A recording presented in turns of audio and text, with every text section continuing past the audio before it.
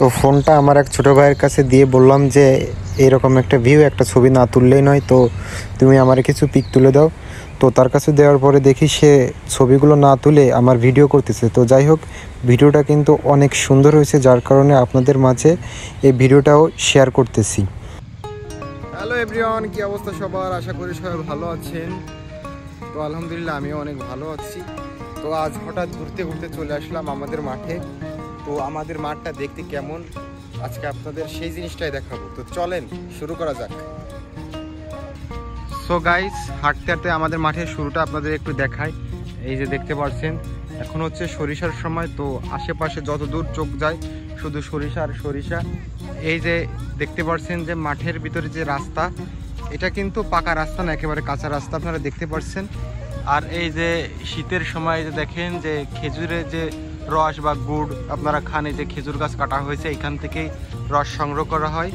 আর এই যে দেখতে পাচ্ছেন, এই যে আশেপাশে শুধু হলুদ আর হলুদ, দেখেন যেদিক চোখ যায় শুধু হলুদ আর হলুদ, যতদূর চোখ যাবে শুধু হলুদ আর হলুদ। তো চলেন আমরা আর একটু কাছে যাই, আর একটু কাছে যেয়ে আপনাদের অন্য জিনিস দেখাই।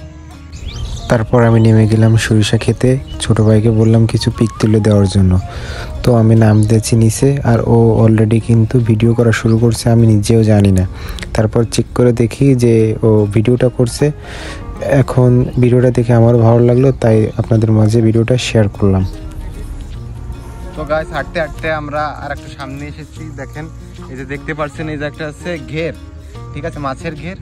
তো এইখানে দেখতে পাচ্ছেন যে খেজুর গাছ। তো এইখানে এই যে বোতল পাতা আছে, এই যে রস। তো এখানে ঠিলা পাতার পরে আবার এইখানে যে বোতল পেতে রাখছে। তো এইখান থেকেও দেখতে পাচ্ছেন যে রসে কিন্তু একেবারে ভরে গেছে।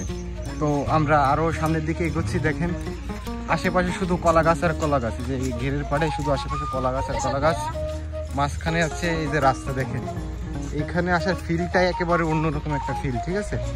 আশেপাশে দেখবেন যে একেবারে ফাঁকা, মাঝখানে এই যে কিছু গাছ, এবং তার ভিতরে হাঁটতে অনেক সুন্দর লাগে।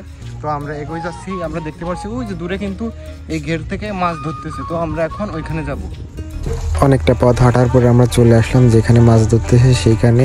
তো আমাদের একটু লেট হয়ে যাওয়ার কারণে আগে যে মাছগুলো ধরে নিয়ে গেছে সেগুলো দেখাইতে পারিনি। তো আপনারা এখন দেখতে থাকুন মাছগুলো। আর এই পর্যন্ত ভিডিওটা কেমন হয়েছে সবাই অবশ্যই কমেন্ট করে জানাবেন। আর যারা ফেসবুক থেকে দেখতেছেন অবশ্যই ফলো দিবেন, অ্যান্ড যারা ইউটিউব থেকে দেখতেছেন অবশ্যই সাবস্ক্রাইব করবেন। তো সবাই ভালো থাকবেন, সুস্থ থাকবেন, ভিডিওটা শেষ পর্যন্ত এনজয় করেন। ধন্যবাদ সবাইকে।